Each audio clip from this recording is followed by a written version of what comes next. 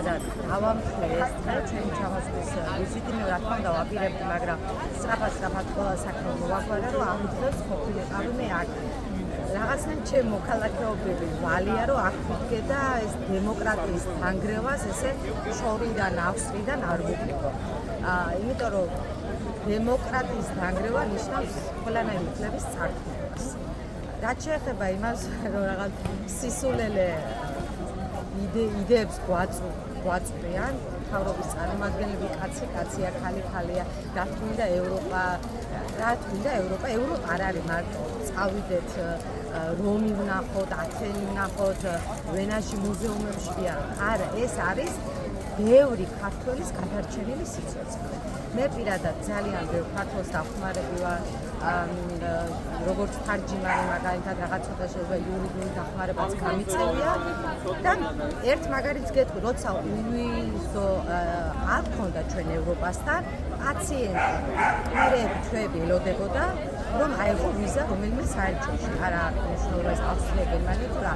ეხლა ეს ყველაფერი არ ჭირდება, ელემენტარული ჩანიშნავს შეხვედრას ექიმთან, აიღებს ბილეთს, წამოვა და ამით შეუძლია თავისი სიცოცხლე გადაარჩიოს. განსაკუთრებით ძალიან ბევრია ონკოპაციენტი ავსტრიაში, რომლების სიცოცხლე აქ არც სამედიცინო დახმარება არა. თუ გინდა არის საავადმყოფოები, კერძო, შეიძლება არის იქ სპეციალური რომელიც იმკურნალოს, მაგრამ სახსრები არ არის. აი ესეთი პაციენტები ჩამოდიან და ხშირ შემთხვევაში სადაც უსასყიდლოდ მიიღებენ ამ სამედიცინო მომსახურებას. მე მყავს ძალიან ბევრი ახლობელი, თუნდაც ჩემი ახლობელი, საქართველოს მოქალაქე ჩვეულებრივი, რომელსაც შეიძლება მილიონი ევროც კი დაჯდა მისი ლეიკემიის მკურნალო, რომელიც გადაუხადა დაზღვევამ, ავსტრიულმა დაზღვევამ. ანუ ძალიან ბევრ მარტო ბავშვს აჩუქა ქართულ ბავშვს ავსტრიამ სიცოცხლე. პირდაპირ ამ სიტყვების მნიშვნელობით. ასევე არის ძალიან კარგი უვიზო მიმოსვლა სტუდენტებისთვის. განსაკუთრებით ავსტრიაში სტუდენტი რო გახდეს ძალიან მარტო. ჭირდება ატესტატი ჩვეულებრივი, ჭირდება A2 ცოდნა, A2 სერტიფიკატი ენის, ონლაინში აუკრიბავთ საბუთებს და ვარ სტუდენტები. შევიდა სპეციალური მაგისტრატი ქვია, საბუთებს ხარ სტუდენტი, შეგიძლია იცხოვრო, იმუშაო კიდევაც 2 საათი, 20 საათი კვირაში ოფიციალურად ხარ დაზღვეული ნიშნავს, რომ გააყოფასო ექიმი, თერაპია, ოპერაცია, რაც კიდევ დარჩება, ეს ყველაფერი გაგვიყვანს.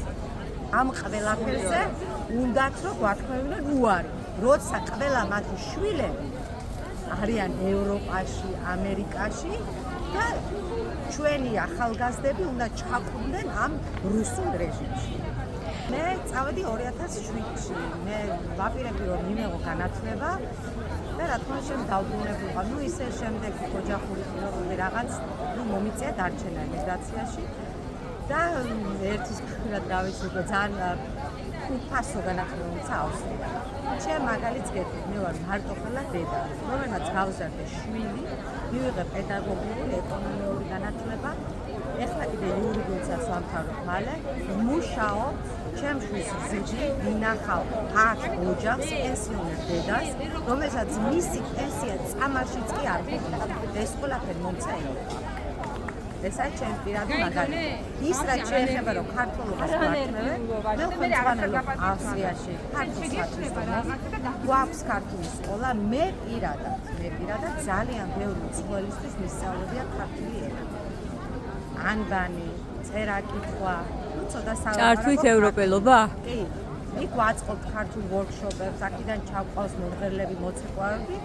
აღფრთოვანებულია ყველა ჩვენი კულტური და ვინც იოდეს მე ერთხელ ქართულ სიმღერას მოისმენს ხოლმე, ცდილობს ტექსტი ისწავლოს და წაიღიღინოს ისე როგორც შეუძლია. კვალიფიკაციას თემას რაც შეეხება, ავსტრიაში კი ბატონო არის ერთსქესიანთა ქორწინება დაკანონებული, მაგრამ არის ძალიან ბევრი ქვეყანა ევროპაში, სადაც ეს არ არის დაკანონებული და მაგაზე ვიძახ მაგალითად ხორვატს რო უთხრა რომ ეს დავაკანონოთ ჩვენ, რომ ერთსქესიანთა ქორწინება შენგენის საზღვრამდე ვერ გამოასწრებ. ძალიან ისეთი კონსერვატორი ქრისტიანები, მორწმუნეები არიან დამიჯერეთ ხელისუფლებაში, ჩემზე მეტი განათლებული ხალხი, რა თქმა უნდა, ყველა არა, 1-2, რა ვიცი, დიუსელდორფში რომ ხარისხს იღებ, მე მგონი რა ცოტა დიუსელდორფის გარეთ შეიძლება გაიხედო და მივხვდე რომ კაცი, ანუ კაცი რა არც ქუჩაში გამოეკიდება და მე პირადად ყავდა თანამშრომელი კაცი, რომელიც კაცი იყო დაქორწინებული და 3 თვე არ ვიცოდი. ანუ ჩვეულებრივად მოდის სამსახურში, მუშაობს, მიდის. არც არავის შემოგვხვდა, არც დაგვაძალა და სია ამაღლობელი სხვათა შორის ესე რომ თქვა ძალიან აქტუალური თემა ავსტრიაშიც. ავსტრიიდანაც იყო ჩამოსული ქალბატონი ჯელინგი, რომელიც პარტია მწვანეების ესე რომ თქვა ქართულად ვიტყობა თავარი ლიდერი ალბათ. ეს ყველაფერი ავსტრიელებისთვის არის რაღაცა მითოლოგიის დონე. ანუ რომ თვითონ ქალბატონმა ლენამსონი თქვა, დაუჯერებელი იყო მისი კოლეგებისთვის. ეს იყო ყველა იმაზეც კი არ მსჯელობენ, რომ მან სამართალ დამცავს, გაარტყა სილა, სახეში გააძნა, ანუ იმასაც კი არ მსჯელობენ, იქ შეიძლება წინაპირობა ყოფილიყო. ან მაგას რო თავი დავანებოთ, ანუ 4 წლიდან 7 წლამდე ატიმრობა, ну სასაცილოც არის და სატირალიც, ორივე კონტექსტში უბრალოდ ეს არის წარმოუდგენელი რა. ანუ აი როგორ გითხრათ, ეს არის სასამართლო. ყველას შემიძლია მოუწოდოთ ერთ-ერთ უდიდეს ქალაქში, ათენში.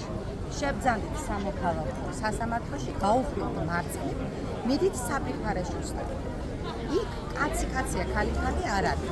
არის ერთი აყროლებული საფრიფარეშო, კაცების, რომელიც არ იკეტება, იქ ქალიც უნდა შევიდეს და კაცის და ჩამოყალიბდეთ ვარ კაცი, ქალი თუ ვიაროთ ყველა ერთ საფრიფარეშოში.